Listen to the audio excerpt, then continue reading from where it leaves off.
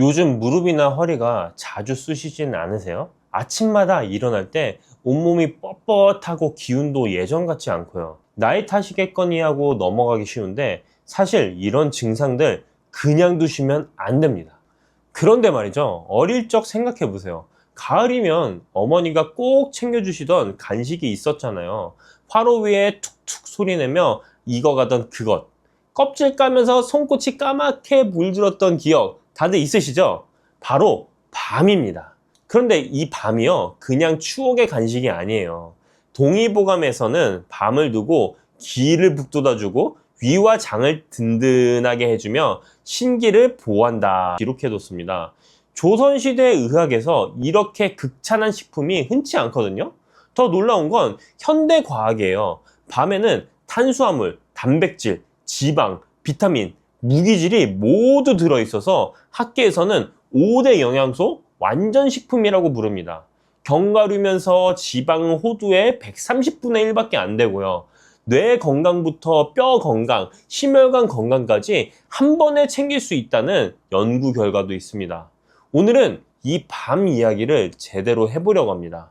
밤 하나로 골다공증을 예방할 수 있다면 믿으시겠어요? 치매 예방에도 도움이 된다면요.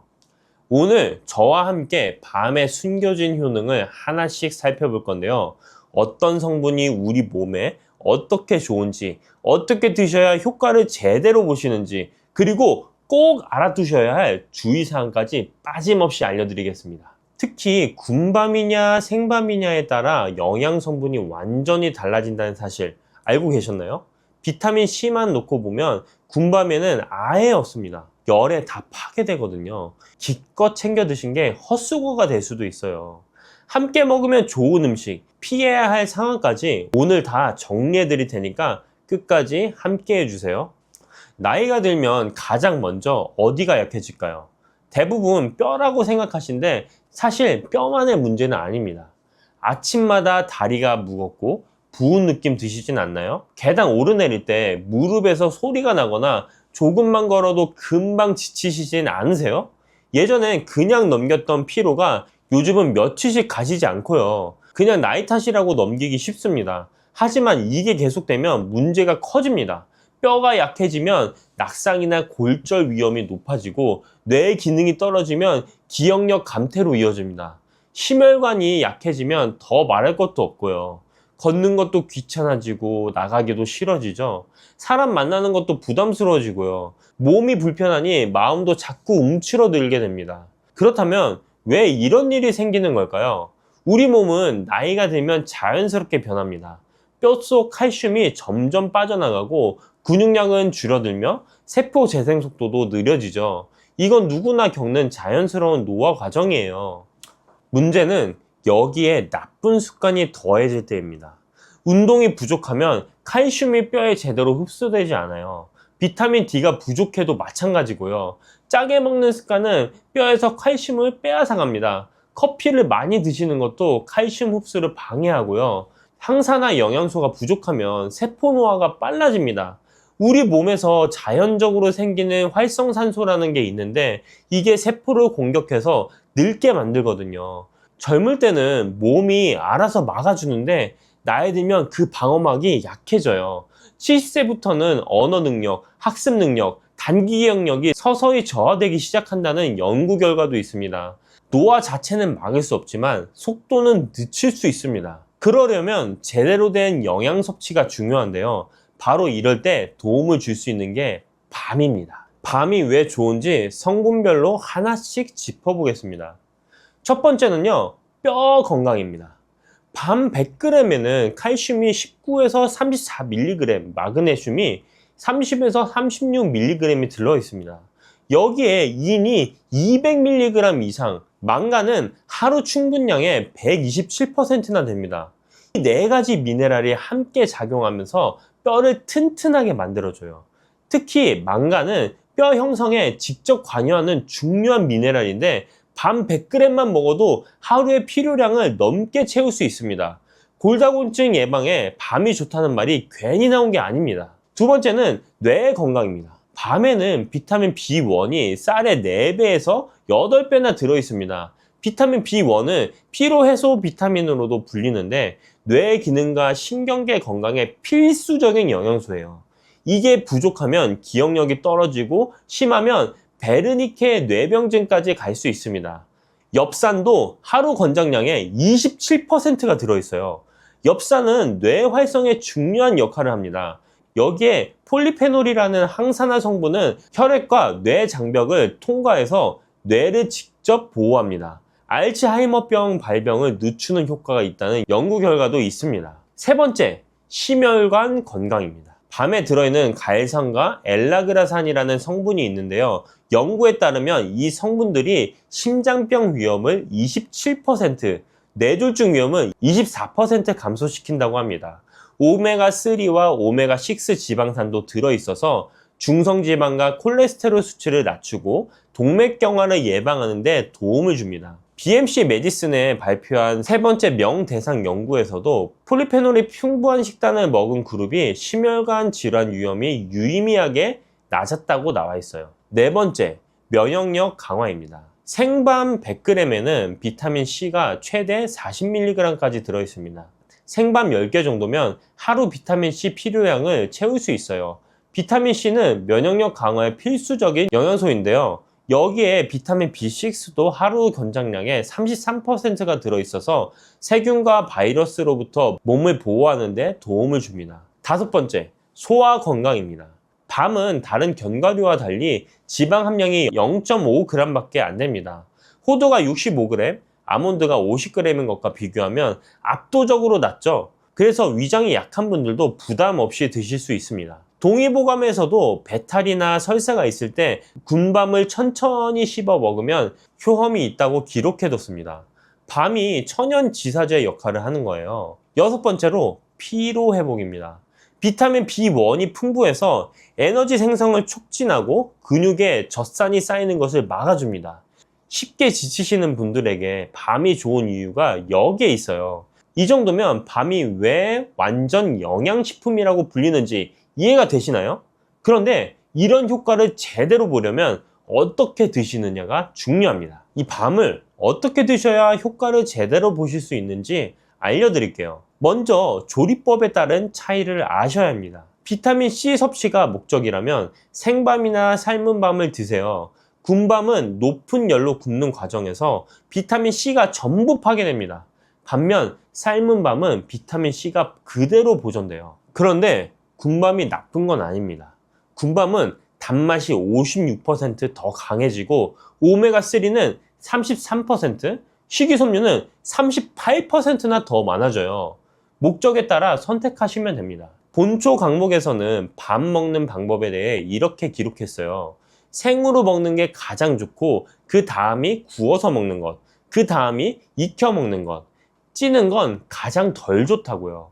구울 때는 속까지 완전히 익히지 말고 절반 정도만 익혀야 좋다고 했습니다.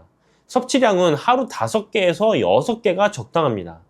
옛 속담에 밤 3톨만 먹으면 보약이 따로 없다는 말이 있을 정도예요. 소량으로도 충분한 효과를 볼 수 있으니까 욕심내지 마시고 적당히 드세요. 섭취 타이밍도 중요합니다. 아침이나 점심 때 드시는 게 좋아요. 저녁 늦게 드시면 소화에 부담이 갈 수 있거든요. 공복보다는 식후에 간식처럼 드시는 걸 추천드립니다. 함께 먹으면 좋은 음식도 있습니다. 단백질이 필요하시면 두부와 함께 드시고요. 밤밥을 지을 때 두부요리를 곁들이면 영양 균형이 좋아집니다. 시금치나 미역 같은 철분이 풍부한 음식과 함께 드시면 빈혈 예방에도 도움이 되고요. 보관법도 알아두시면 좋습니다. 생밤은 냉장 보관하시고 가급적 빨리 드시는 게 좋습니다. 오래 두면 벌레가 생기거나 맛이 변할 수 있거든요. 장기 보관하시려면 삶아서 냉동하시면 됩니다. 이거는 활용법도 다양합니다. 밤밥, 밤죽, 밤조림 같은 전통 음식도 좋고 샐러드에 넣어 드셔도 맛있어요. 치아가 불편하신 분들은 밤죽이나 밤스프 형태로 드시면 부담이 적습니다. 술 드시는 분들께는 생밤을 안주로 추천드립니다. 생밤엔 비타민C가 아세트알데히드 생성을 억제하고 알코올 산화를 촉진해서 숙취 해소에도 도움이 됩니다. 단, 군밤은 비타민 C가 없으니까 숙취해소 효과를 기대하기 어렵습니다. 이렇게 좋은 밤이지만 주의하셔야 할 부분도 있습니다. 이 부분은 꼭 기억해 주세요. 첫 번째, 당뇨 환자분들은 섭취량을 조절하셔야 합니다. 밤에는 탄수화물 함량이 33에서 37%로 꽤 높아요. 혈당 부하 지수도 58로 고혈당 부하 식품에 해당됩니다. 몸에 좋다고 많이 드시면 혈당이 급격히 올라갈 수 있으니까 반드시 적정량만 드시길 바랍니다. 두 번째, 신장 질환이 있으신 분들도 주의가 필요합니다. 밤에는 칼륨이 100g당 439에서 592mg이나 들어있어요. 건강한 분들에게는 노폐물 배출에 도움이 되지만 신장 기능이 저하된 분들은 고칼륨 혈증 위험이 있습니다. 드시기 전에 담당 의사 선생님과 상담하시는 게 좋습니다. 세 번째로는 알레르기 반응이 나타날 수 있습니다. 밤 알레르기가 있으신 분들은 가려움증, 발진, 두드러기, 심하면 호흡 곤란까지 올 수 있어요. 특히 꽃가루 알레르기가 있으신 분들 중에 약 15%가 밤 알레르기를 함께 가지고 있다는 연구 결과도 있습니다. 재밌는 건 생밤에는 알레르기 반응이 있어도 삶거나 구운 밤은 괜찮은 경우가 있다는 거예요. 열 처리 과정에서 알레르기를 유발하는 단백질이 변성되기 때문입니다. 생밤을 드시고 불편하셨던 분들은 익힌 밤을 시도해 보세요. 네 번째, 과다 섭취하면 소화불량이 될 수 있습니다. 밤에는 식이섬유가 풍부하다 보니 많이 드시면 복부 팽만감이나 가스가 찰 수 있어요. 위장이 약하신 분들은 천천히 오래 씹어 드시고 물도 충분히 드세요. 불용성 식이섬유를 많이 드시면서 수분 섭취가 부족하면 오히려 변비가 생길 수도 있거든요. 다섯 번째, 철분제와 함께 드시면 안 됩니다. 밤에 들어있는 타닌 성분이 철분과 미네랄의 흡수를 방해할 수 있습니다. 빈혈 치료 중이신 분들은 철분제 복용 시간과 밤 섭취 시간을 2~3시간 정도 떼어 놓으시는 게 좋습니다. 여섯 번째로는 체중 관리 중이신 분들에게 양 조절이 필요합니다. 밤이 저지방 식품이긴 하지만 탄수화물이 높아서 과다 섭취하면 체중 증가의 원인이 될 수 있어요. 하루에 5개에서 6개 정도 이 적정량을 꼭 지켜주시길 바랍니다. 마지막으로 동의보감에 기록된 금기사항도 참고하시길 바랍니다. 감기에 걸렸을 때 비만인 경우 소화불량이 있을 때 변비가 있을 때는 밤을 피하라고 되어 있어요. 또 밤은 성질이 따뜻한 식품이어서 몸에 열이 많으신 분들도 많이 드시면 좋지 않습니다. 아까 알려드린 좋은 점들도 이 주의사항을 지키셨을 때 제대로 효과를 보실 수 있습니다. 자, 오늘 밤에 대해 많은 이야기를 나눴는데요. 핵심만 다시 정리해서 드릴게요. 밤은 탄수화물, 단백질, 지방, 비타민, 무기질 모두 갖춘 완전 영양식품입니다. 비타민 B1은 쌀의 4배에서 8배, 망간은 하루 필요량의 127%나 들어있고요. 갈산, 엘라그산, 카테칸, 폴리페놀 같은 항산화 성분이 풍부해서 심혈관 건강, 뇌 건강, 간 건강에 두루 도움이 됩니다. 특히 우리 시니어분들께 밤이 좋은 이유는 소화가 잘 되면서도 뼈와 뇌, 심혈관을 동시에 챙길 수가 있기 때문이에요. 지방 함량이 0.5g밖에 안 되니까 체중 관리 걱정도 덜 하시고요. 드실 때는 목적에 따라 조리법을 선택하세요. 비타민C가 필요하시면 생밤이나 삶은 밤, 식이섬유의 단맛을 원하시면 군밤이 좋습니다. 하루 적정량은 5개에서 6개입니다. 옛말에 밤 3톨이면 보약이 따로 없다고 했잖아요. 소량으로도 충분한 효과를 볼 수 있으니까 욕심내지 마시고요. 당뇨 환자분들과 신장 질환이 있으신 분들은 섭취량 조절이 꼭 필요합니다. 알레르기 여부도 확인해 보시고 밤 드실 때는 물도 충분히 드세요. 동의보감에서 극찬하고 현대과학이 효능을 입증한 밤, 이제 그냥 간식이 아니라 건강을 지켜주는 보약으로도 챙겨 드시면 좋습니다. 가을 지나도 밤은 언제든 구하실 수 있으니까요. 오늘부터 식탁에 밤 한 그릇 올려놓으시는 건 어떨까요?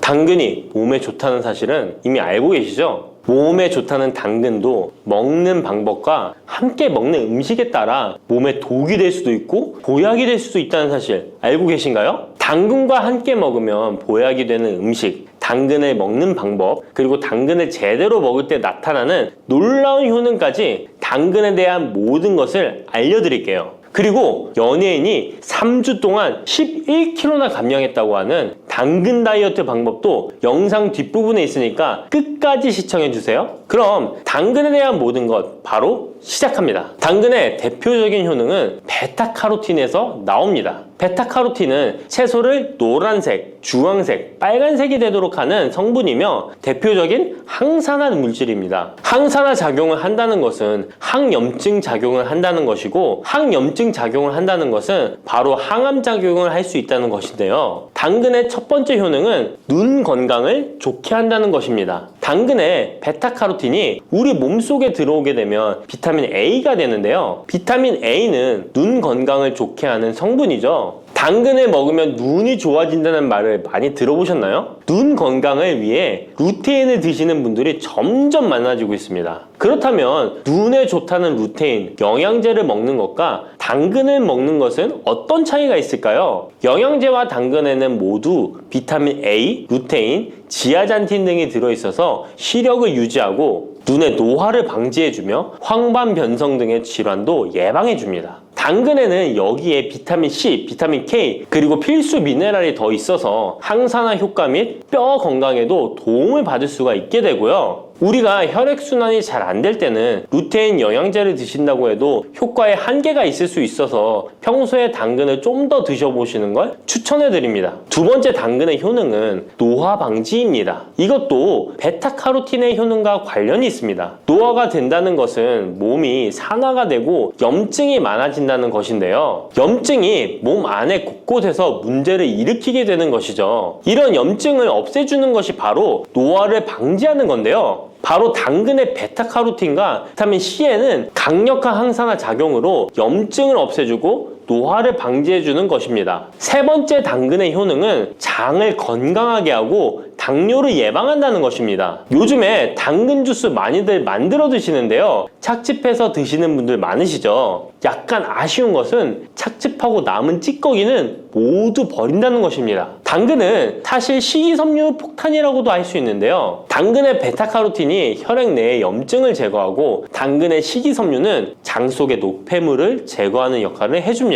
장 속에 유산균이 살아가려면 유산균의 먹이가 있어야 되는데요. 이 먹이를 프리바이오틱스라고 합니다. 그리고 프리바이오틱스의 역할을 해주는 것이 바로 당근의 식이섬유입니다. 또한 식이섬유는 당을 흡착하여 배출해주는 효능이 있습니다. 이 효능은 당이 우리 몸에 흡수되는 속도를 늦춰주기 때문에 혈당이 급격하게 오르는 것을 막아주게 됩니다. 이런 과정은 당뇨를 예방하는데 아주 탁월한 효능을 발휘하는 것이죠. 네 번째 당근의 효능은 암을 예방하는 것입니다. 암이 발생하는 여러 이유 중 하나는 염증이 계속해서 발생하기 때문인데요. 폐에 염증이 반복해서 발생하면 폐암이 될 가능성이 높고 위에 염증이 반복해서 발생하게 되면 위암이 될 가능성이 높은 것이죠. 또 한 가지 경우는 혈액순환이 잘 되지 않는 곳에 암이 발생할 가능성이 높아집니다. 혈액순환이 잘 되지 않게 되면 그곳에 영양분이 잘 전달되지 않고 문제가 생겨도 회복이 더디거나 악화가 될 가능성이 높아져서 결국 암으로 발전하게 된다는 것입니다. 이러한 문제들을 해결해 주는 것이 바로 항산화 성분이고 당근의 베타카로틴이 강력한 항산화 작용을 하여 암을 예방할 수 있는 것입니다. 간혹 흡연을 하는 분들이 베타카로틴을 섭취하면 폐암의 발병률이 높아진다고 하여 당근 섭취를 꺼리시는 분들이 있는데요. 걱정하지 않으셔도 됩니다. 암 발생은 당근과는 아무런 관련이 없습니다. 폐암이 발생했던 실험군은 당근을 섭취한 것이 아니고 베타카로틴 영양제를 섭취하는 것이었으며 당근을 섭취한 실험군은 오히려 암 발병률이 낮았다는 연구 결과가 있습니다. 다섯 번째 당근의 효능은 치매 예방입니다. 베타카로틴은 뇌혈관에도 작용을 하게 되는데요. 뇌혈관에 쌓이는 베타 아밀로이드를 제거하여 뇌신경을 활성화시켜주는 역할을 해줍니다. 이렇게 뇌신경이 활성화되면 기억력과 학습 능력이 향상되고 치매를 예방할 수 있게 되죠. 치매는 발병이 되면 치료하는 것은 거의 불가능해서 예방이 정말 중요한데요. 치매를 예방하는데 가장 중요한 것이 혈관을 깨끗하게 하는 것입니다. 당근의 베타카로틴이 혈관을 깨끗하게 해주는 효능이 있으니 당근을 매일 하나씩 꾸준히 섭취하여 치매를 예방하시길 추천드립니다. 6번째 당근의 효능은 바로 다이어트에 효과적이라는 것입니다. 여성 연예인이 당근 다이어트로 3주 동안 11kg을 감량한 사실도 있는데요. 이런 효과를 누릴 수 있는 이유가 당근에 함유된 식이섬유 때문입니다. 풍부한 식이섬유는 포만감을 주고 섭취한 당 성분과 지방 성분을 배출시켜주는 역할을 하기 때문에 다이어트에 탁월한 효능이 있는 것이죠. 그렇다면 연예인이 활용했던 당근 다이어트 레시피 지금부터 알려드릴게요. 먼저 당근을 잘 씻어서 잘게 채를 썰어줍니다. 당근 1개에 소금 1스푼을 넣어서 10분 정도 저어주시고 절인 물은 꼭 짜서 버려줍니다. 그리고 올리브오일과 식초에 버무려 밀폐용기에 담아 냉장고에서 2~3시간 숙성하신 후에 드시면 됩니다. 먹을 때는 사과를 채 썰어서 함께 드시면 더욱 맛있게 드실 수 있습니다. 이렇게 좋은 당근도 먹는 방법에 따라 효과를 10배 이상 늘릴 수도 있고 함께 먹으면 더욱 좋은 음식들이 있는데요. 우선 당근을 드실 때 다이어트가 목적이라면 생으로 드시는 것이 가장 효과가 좋습니다. 다만 식이섬유는 소화가 잘 되지 않기 때문에 장이 안 좋은 분들은 익혀서 드시는 것이 좋습니다. 그리고 당근을 드실 때는 껍질까지 함께 드시는 것을 추천드리는데요. 당근의 영양 성분은 껍질에 가장 많이 함유되어 있기 때문입니다. 그리고 당근의 베타카로틴은 지용성 성분입니다.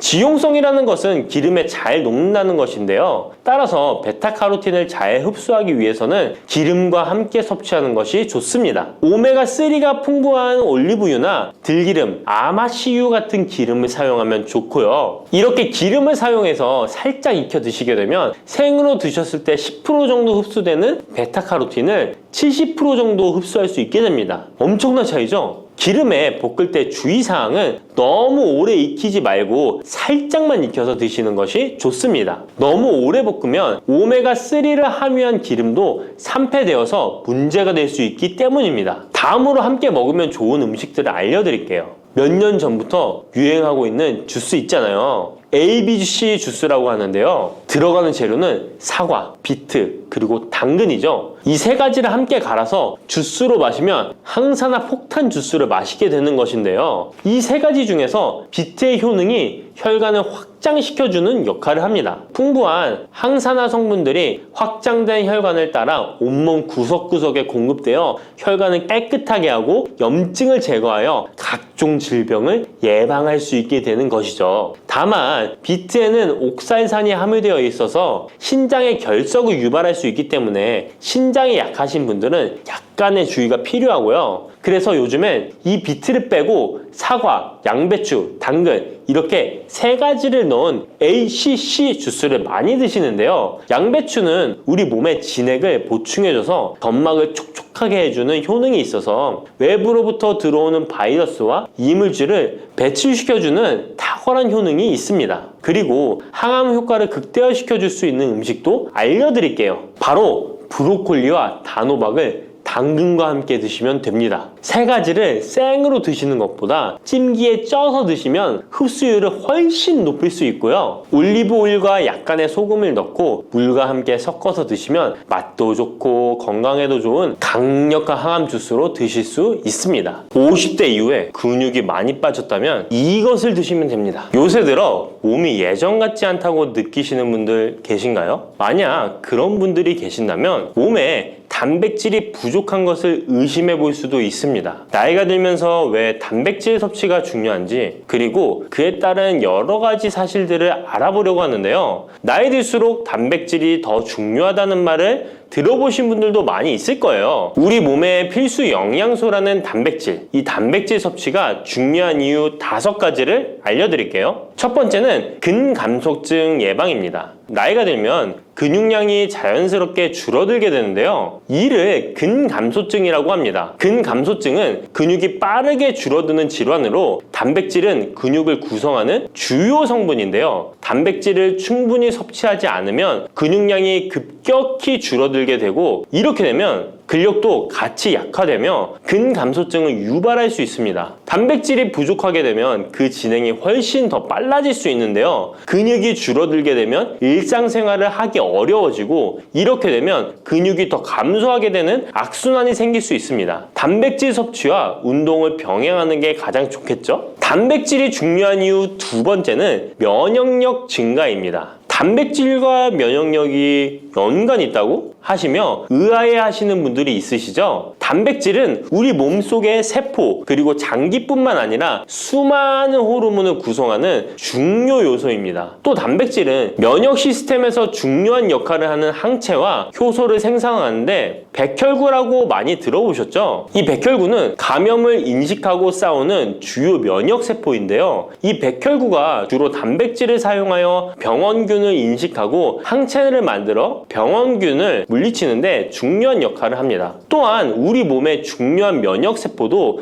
감염에 대응할 때 단백질을 사용하여 신호를 보내고 병원균을 파괴하는 작용을 합니다. 나이가 들면서 면역 시스템이 약해지기 쉬운데, 그럴수록 단백질을 충분히 섭취하면 면역력을 높일 수 있습니다. 단백질 섭취가 중요한 이유 세 번째는 심혈관계 질환 예방입니다. 단백질은 심혈관 건강에도 영향을 주는데요. 특히 식물성 단백질이 도움을 줍니다. 예를 들자면 콩류와 견과류 등은 나쁜 콜레스테롤인 LDL의 수치를 낮추고 심혈관계 질환의 위험을 줄이는데 도움이 됩니다. 특히 노년층에서 단백질 섭취는 고혈압, 동맥경화증, 심장병 등을 예방하는데 중요한 역할을 합니다. 네 번째는 피부의 탄력 저하를 예방합니다. 피부의 주 성분 중 하나인 콜라겐은 단백질로 이루어져 있는데요. 나이가 들면 콜라겐이 자연스럽게 감소하게 되는데, 이로 인해 피부 탄력이 떨어지고 주름이 생깁니다. 이때 단백질을 충분히 섭취하면 피부 건강에도 좋은 영향을 주는데요. 단백질 공급은 피부 재생을 촉진시켜 피부 건강을 유지하는 데 도움을 줍니다. 다섯 번째는 골다공증 예방입니다. 나이 드신 여성분들은 특히 더 주목해주세요. 질병관리청의 보도자료에 따르면 대한민국 50세 이상의 골다공증 유병률은 22.5%로 약 5명 중 1명은 골다공증이 있는데요. 골다공증은 조용한 뼈 도둑이라고 불릴 정도로 초기 증상이 뚜렷하게 보이지 않지만, 골다공증이 한 번 생기면 이로 인한 고관절, 척추, 손목 등의 골절이 생기기 쉽고, 이로 인해 합병증 위험 또한 증가하는데요. 이 골다공증을 예방하는데 중요한 요소가 바로 단백질입니다. 단백질은 뼈를 구성하는 중요한 요소 중 하나인데요. 뼈의 건강을 유지하는 데 필요한 칼슘과 함께 단백질은 뼈의 구조를 안정화시키고 골밀도를 높여서 골다공증을 예방하는 데 중요한 역할을 합니다. 한마디로 노년층에서 우리가 흔히 알고 있는 칼슘과 비타민 D와 함께 단백질 섭취를 증가시키면 뼈가 약해지는 것을 방지할 수 있습니다. 이렇게 중요한 우리 몸속의 단백질이 혹시 부족하게 된다면 무슨 일이 일어날까요? 단백질이 부족하면 여러 가지 신체 기능에 문제가 생기는데요. 첫 번째는 인지 기능 저하와 치매입니다. 단백질 부족이 치매를 유발한다니 놀라셨나요? 연구에 따르면 단백질이 뇌 건강을 유지하는 데 아주 중요한 역할을 합니다. 특히 기억력에 많은 영향을 주는데요. 단백질은 뇌에서 신경 전달 물질을 만들고 뇌세포의 구조를 유지하는 데 도움을 줍니다. 특히 학습과 기억력에 영향을 주는 시냅스에서 발생하는 신경 전달 물질의 방출과 수용체 활성화는 대부분 단백질에 의해 조절되는데, 예를 들어 NMDA 수용체와 AMPA 수용체는 기억 형성에 중요한 역할을 하며, 이것들은 모두 단백질로 구성되어 있습니다. 그래서 충분한 단백질을 공급받지 못하면 뇌 기능이 떨어지고 치매나 인지 기능 저하의 위험이 점점 커질 수 있는 가능성이 있다는 것이에요. 이러한 단백질 섭취가 우리 몸에 얼마나 중요한 영향을 끼치는지 다시 한번 아셨죠? 또 단백질이 부족하면 탈모도 일어날 수 있다는 거 아시나요? 혹시 머리카락이 점점 얇아지고 있는 거나 빠지고 있는 것 같다고 느끼시나요? 탈모도 단백질 부족과 관련이 있습니다. 우리 머리카락도 단백질인 케라틴으로 주로 이루어져 있기 때문에 단백질이 부족하면 머리카락이 자연스레 약해지고 그 증상이 점점 심해지면 탈모가 올 수 있습니다. 우리가 광고로 많이 접하는 탈모 영양제 같은 경우도 맥주 효모 성분과 머리카락 손가락을 이루고 있는 아미노산 단백질로 구성이 되어 있는 것을 보면 쉽게 이해가 가실 거예요. 그러니 건강한 모발을 생각한다면 단백질을 잊지 말고 섭취해야겠죠? 그런데 말입니다. 왜 노년층이 단백질을 더 많이 섭취해야 하는 걸까요? 젊은 사람들보다 더 중요한 이유가 있을까요? 그 이유는 노년층은 근육이 자연스럽게 감소하고 신진대사도 느려져서 기초대사량이 감소하기 때문에 체지방률이 증가할 수 있고 단백질의 체내 합성 능력 또한 떨어지게 되는데요. 그러면 근육량이 줄어들게 되고 그만큼 신체 활동도 힘들어지면서 일상생활에서 어려움을 겪을 수 있는 것입니다. 그래서 노년층일수록 단백질을 충분히 섭취해서 근육을 유지하는 게 매우 중요하답니다. 그런데 노년층은 소화 기능이 떨어지기 때문에 사실 고기나 생선 같은 동물성 단백질을 섭취하는 게 불편할 수 있고 또 나이가 드시면서 식사량이 감소하거나 식사 준비의 번거로움도 몇 끼 단백질을 챙겨 먹는데 어려움을 주는 게 사실입니다. 그래서 혼자 지내시는 분들은 더욱더 단백질 섭취가 어렵기도 합니다. 또한 어떤 분들은 체중 증가를 걱정해서 단백질이 고칼로리라고 생각해서 드시기를 꺼려 하기도 하고요. 그렇다고 해서 섭취하기 어렵다고 단백질의 섭취를 멀리해서는 절대 안 됩니다. 우리 몸에 이렇게 필수적인 단백질을 충분히 섭취하기 좋은 음식에는 무엇이 있을까요? 단백질을 섭취하기 좋은 추천 음식 4가지 바로 소개해 드릴게요. 첫 번째 식품은 계란입니다. 사실 단백질 하면 가장 먼저 떠오르는 식품이 계란인데요. 계란 2알만 드셔도 하루에 필요한 단백질의 20%를 섭취할 수 있다는 거 아셨나요? 특히 계란의 단백질은 완전 단백질로 분류되는데요. 이는 우리 몸이 제대로 기능하는 데 필요한 필수 아미노산을 포함한다는 것을 뜻해요. 계란은 단백질뿐만 아니라 비타민 A, D, E도 함유하고 있어 건강에 매우 좋은데요. 계란은 자연적으로 비타민 D를 함유하고 있는 드문 식품 중 하나입니다. 또한 계란 노른자에는 칼슘, 구리, 요오드, 철분, 망간, 인, 셀레늄, 아연도 풍부하게 함유하고 있어서 계란을 먹으면 많은 영양소를 쉽게 섭취할 수 있는 거죠. 두 번째 식품은 생선입니다. 등푸른 생선 좋다는 이야기는 누구나 한 번쯤 들어보셨을 텐데요. 사실 등푸른 생선뿐만 아니라 다른 생선도 저지방, 고단백 식품으로 다른 고단백 식품인 육류에 비해 지방 함량이 낮고 필요 영양소는 그대로 제공해줍니다. 생선에는 단백질과 함께 오메가3 지방산도 풍부하게 함유되어 있어 심혈관 건강에 좋죠. 특히 연어, 고등어, 참치 같은 생선은 단백질뿐만 아니라 항염증 효과도 있습니다. 그리고 대구 같은 백색 생선은 지방 함량이 매우 적고 단백질은 상대적으로 많아서 체중 걱정이신 분들이나 다이어트를 하는 사람들에게 더욱 좋은 생선입니다. 등푸른 생선도 지방 함량은 높지만 이 지방이 건강에 유익한 오메가3 지방산이기 때문에 건강에 도움이 되는데요. 생선의 단백질은 다른 육류나 콩류보다 소화가 편하고 생선의 살은 비교적 부드러운 섬유질을 가지고 있어서 소화가 빠르고 몸에서 쉽게 흡수됩니다. 세 번째는 유단백 식품인 우유나 요거트 같은 유제품입니다. 특히 노년층에서는 유제품을 섭취하면 칼슘도 함께 챙길 수 있어서 골다공증 예방에도 도움이 되는데요. 유제품에 포함된 단백질은 고품질 단백질입니다. 고품질 단백질은 신체가 효율적으로 사용하고 필요한 아미노산을 모두 공급하는 단백질을 말하는데요. 유제품에 포함된 주요 단백질은 카제인과 웨이로 2가지 모두 필수 아미노산을 풍부하게 포함하고 있습니다. 웨이 단백질은 소화가 쉽기 때문에 운동 직후 우유를 섭취하시면 근육에 아미노산을 빠르게 공급할 수 있고 카제인은 천천히 흡수되어 장시간 동안 일정한 수준의 아미노산을 제공해 근육 손실을 방지하는 데 도움을 줍니다. 하지만 우유를 먹으면 속이 불편하신 분들도 계시죠? 많은 사람들이 유제품을 섭취할 때 소화 불편을 겪을 수 있는데 특히 락토스 불내증, 즉 유당 불내증이 있는 경우입니다. 그러나 요즘에는 이런 분들을 위한 락토스를 제거한 락토프리 우유나 치즈, 요구르트 등은 락토스가 거의 없거나 적은 제품들이 많이 나와 있는데요. 락토스 불내증이 있는 사람도 이런 유제품은 문제없이 섭취할 수 있습니다. 소화가 어려우신 분들은 참고하셔야겠죠? 네 번째는 콩류입니다. 콩류 또한 식물성 단백질로 유명하죠. 콩류는 식물성 단백질을 제공하는 대표적인 식품인데요. 두부나 두유 같은 식품으로도 쉽게 섭취할 수 있고요. 콩류와 같은 식물성 단백질은 고기나 유제품과 같은 동물성 단백질에 비해 지방 함량이 낮고 콜레스테롤이 없는 특징을 가지고 있습니다. 특히 콩, 렌틸콩, 병아리콩, 검정콩 등 다양한 종류의 콩류는 필수 아미노산을 풍부하게 포함하고 있어 신체가 필요로 하는 단백질을 고루 제공하는데요. 특히 고기나 생선 같은 동물성 단백질이 소화가 어려우신 분들에게는 두부나 비지찌개 같은 소화가 잘 되면서도 단백질도 섭취할 수 있는 콩류가 좋은 단백질 식품입니다. 이렇게 몸에 필수적인 단백질, 음식만으로 충분히 섭취되면 좋겠지만 그게 어려운 경우도 있을 텐데요. 이때 단백질 보충제도 좋은 선택이 될 수 있습니다. 운동 후에 빠르게 단백질을 보충하고 싶을 때나 식사를 통해 충분한 단백질을 섭취하기 어려운 경우 보충제가 유용한데요. 마트에서 쉽게 찾을 수 있는 단백질 파우더나 고단백 프로틴바를 이용하면 간편하게 단백질을 보충할 수 있습니다. 하지만 이렇게 간편하게 섭취할 수 있는 제품들 몸에 좋다고 많이 섭취하면 좋을까요? 과량 섭취할 때도 큰 문제가 될 수 있습니다. 한 번에 과도한 단백질은 신장에 부담을 줄 수 있고 또 체내에서 불필요하게 지방으로 축적될 수 있습니다. 단백질의 하루 권장 섭취량은 성인 기준 몸무게 1kg당 약 1g인데요. 하루 권장 섭취량을 꼭 지키는 게 중요하죠. 한마디로 보충제는 식사로 부족한 부분을 보충하는 역할만 하도록 하고 식사로 골고루 단백질을 섭취하는 게 가장 이상적입니다. 마지막으로 단백질 섭취 시 간단한 팁을 알려드리겠습니다. 매 끼니마다 조금씩 단백질을 나눠서 섭취하는 게 단백질 흡수에는 효과적인 거 아셨나요? 단백질은 탄수화물과 지방과 다르게 잉여 단백질이 몸에 저장되지 않는데요. 그 때문에 한 번에 과량으로 섭취하면 소화가 어려워지거나 신장에 부담만 줄 수 있고 단백질은 필요 이상의 단백질은 배출되기 때문에 번거롭더라도 매일 조금씩 몇 끼마다 꾸준히 섭취하는 게 중요합니다. 고기 좋아하시는 분, 채소를 더 선호하시는 분, 이제는 다 같은 단백질이라고 생각하지 마시고 동물성 단백질과 식물성 단백질을 골고루 섭취해야 하는데 동물성 단백질은 식물성 단백질에는 부족한 아미노산이 풍부하고 식물성 단백질은 동물성 단백질에 비해 지방이 적고 섬유질도 같이 섭취할 수 있습니다. 우리가 평상시에 먹는 한식은 사실 단백질 섭취에 아주 좋은데요. 식탁에 단백질이 풍부한 계란, 생선, 두부, 콩들을 반찬으로 두어 개만 먹어도 쉽게 몇 끼마다 몸에 필요한 단백질을 섭취할 수 있습니다. 이제부터 잊지 마시고 단백질이 풍부한 반찬 꼭 드셔주세요.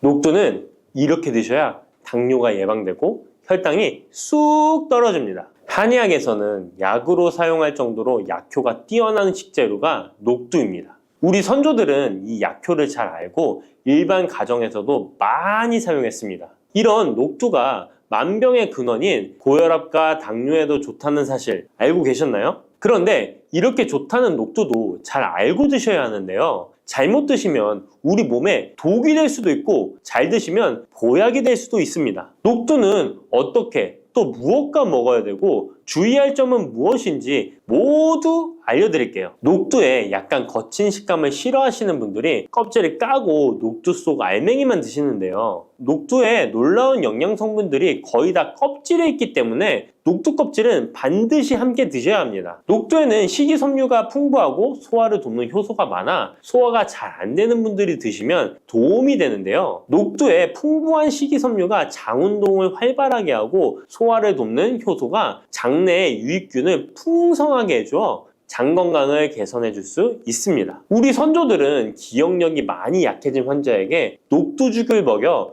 몸을 회복시켜 주었는데요. 그만큼 몸이 약해진 환자들의 몸에도 흡수가 잘 될 만큼 녹두가 우리 몸에 좋다는 것이죠. 놀랍게도 녹두에는 마그네슘, 칼슘과 같은 미네랄 성분들도 풍부한데요. 이 풍부한 칼슘은 골다공증을 예방하고 뼈를 튼튼하게 하는 효과가 있습니다. 칼슘이 뼈를 이루는 주성분인 것은 잘 알고 계시죠? 마그네슘은 이런 필수 미네랄인 칼슘의 흡수를 도와주기 때문에 녹두가 뼈 건강에도 놀라운 효능을 발휘할 수 있는 것입니다. 그런데 녹두는 성질이 차기 때문에 몸이 찬 분들은 주의해서 드시는 게 좋은데요. 이 때문에 녹두의 껍질을 벗기고 드시는 분들이 있습니다. 하지만 마늘과 함께 드신다면 몸이 찬 분들도 조금 더 편안하게 녹두를 드실 수 있습니다. 마늘의 따뜻한 성질이 녹두의 찬 성질을 중화시켜 주기 때문이죠. 이뿐만 아니라 마늘이 대표적인 항암식품인 사실은 알고 계시잖아요. 마늘에는 S알리시스테인과 알리신이라는 성분이 풍부해서 암세포를 억제하고 사면시켜주는 효능이 있습니다. 또한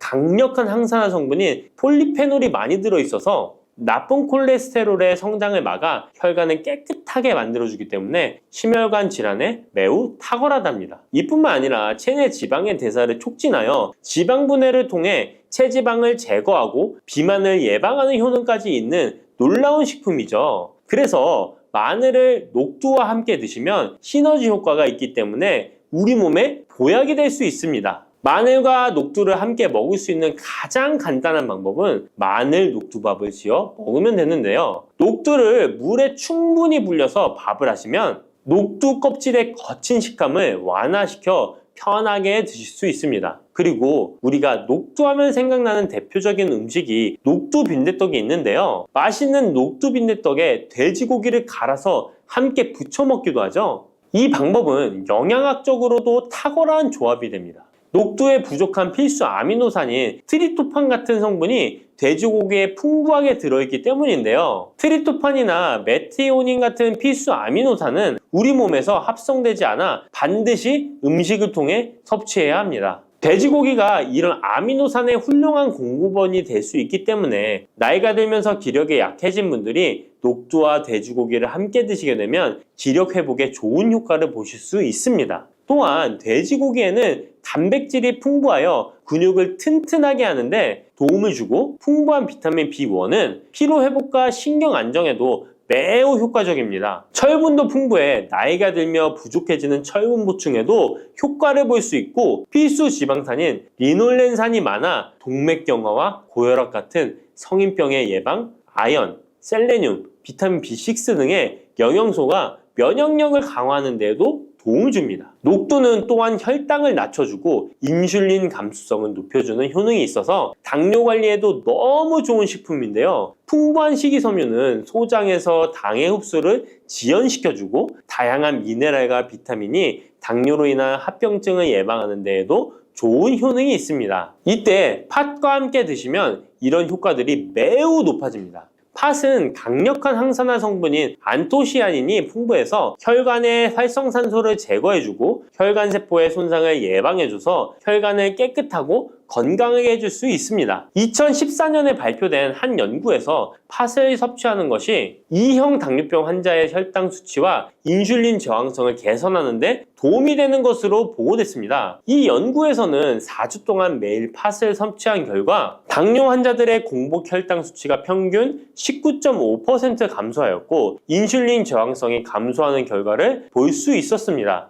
또한 팥은 쌀의 10배 이상, 바나나의 4배 이상의 많은 칼륨을 함유하고 있는데요. 칼륨은 몸 안에 나트륨을 배출하고 당뇨 환자의 신장 기능을 강화시켜주며 혈압 상승을 억제해주는 효능이 있습니다. 팥은 한의원에서 다이어트를 위한 처방을 할 때도 사용되는데 팥의 풍부한 칼륨은 이뇨작용을 통해 부종을 줄여줄 수 있기 때문에 지방이 몸에 축적이 잘 되어 살이 찌는 사람에게 효과적입니다. 특히 쉽게 붓고 살이 찌는 분들에게 더욱 효과가 좋은데요. 한 실험에서 실험지에 팥 추출물을 먹였더니 체지방 함량이 30% 이상 줄었고 몸무게도 37%나 감소한 결과를 발표하기도 했습니다. 자, 이렇게 녹두와 함께 복용하면 좋은 식품들을 알아보았는데요. 그렇다면 녹두를 복용할 때 주의할 점은 어떤 것이 있는지도 한번 살펴보겠습니다. 첫 번째는 녹두의 차가운 성질인데요. 녹두의 차가운 성질은 우리 몸의 열을 낮춰주고 스트레스를 해소하는 효과가 있습니다. 또한 염증 완화를 시키고 통증을 줄이는 데도 도움이 되는데요. 그래서 녹두로 속을 채운 베개를 쓰면 두통이 완화되기도 합니다. 다만 이런 찬 효능 때문에 녹두를 드실 때 주의하셔야 하는데요. 평소 몸이 찬 분들이 녹두를 많이 드시게 되면 오히려 몸에 해가 될 수 있습니다. 위나 장이 차가워지면 소화력이 떨어지고 복통이나 변비, 설사가 나타날 수 있습니다. 이런 분들이 녹두를 드시려면 앞에서 알려드린 대로 마늘과 함께 드셔보시기 바랍니다. 그리고 두 번째 주의할 점은 바로 녹두의 강력한 해독작용입니다. 녹두의 해독작용은 우리 몸의 중요한 장기 중 하나인 간에 많은 도움을 주는데요. 간은 우리 몸의 독소를 해독하는 역할을 맡고 있는데 녹두가 이런 간의 해독 기능을 도와주게 됩니다. 녹두의 풍부한 단백질과 펩타이드는 간 해독작용에 필요한 글루타치온의 원료를 공급해주며 체내의 중금속과 독성물질과 결합하여 몸 밖으로 내보내는 역할을 하게 됩니다. 특히 중금속 해독 연구에서는 납, 카드뮴 등의 흡수를 억제하거나 배출을 도와서 독성 완화 효과를 보여주기도 했습니다. 하지만 이런 효과가 우리가 보약을 복용하는 경우에는 상극이 될 수 있습니다. 보약의 효과가 녹두의 해독작용 때문에 많이 사라져버릴 수 있기 때문입니다. 그래서 한의원에서 한약을 지으면 녹두나 숙주나물을 먹지 말라고 얘기하는 겁니다. 이런 녹두의 해독작용은 녹두의 껍질에 있는 성분 때문에 나타나게 되는데요. 따라서 껍질을 제거하고 만든 요리나 녹두 전분으로 만든 청포묵, 녹두당면을 드시면 녹두의 해독작용은 누릴 수가 없습니다. 물론 녹두 껍질을 제거해도 알맹이에 영양 성분들이 풍부한데요. 해독작용이 필요한 경우에는 껍질을 제거하지 않고 복용하시는 게 좋습니다. 세 번째로 복용 시에 주의할 점은 녹두의 풍부한 칼륨입니다. 앞에서 얘기했던 것처럼 칼륨은 나트륨을 배출해주며 당뇨와 고혈압에 도움이 되지만 신장이 약하신 분들에게는 간혹 독이 될 수 있습니다. 신장이 약하신 분들이 녹두를 필요 이상 많이 드시게 되면 칼륨 배출이 제대로 안 되면서 몸에 칼륨이 쌓여서 고칼륨 혈증이 발생할 수 있습니다. 그렇게 되면 근육 약화나 부정맥, 심장 질환 등의 증상이 발생할 수 있으니까 신장이 약하신 분들은 과도하게 많이 드시지 않는 게 좋습니다.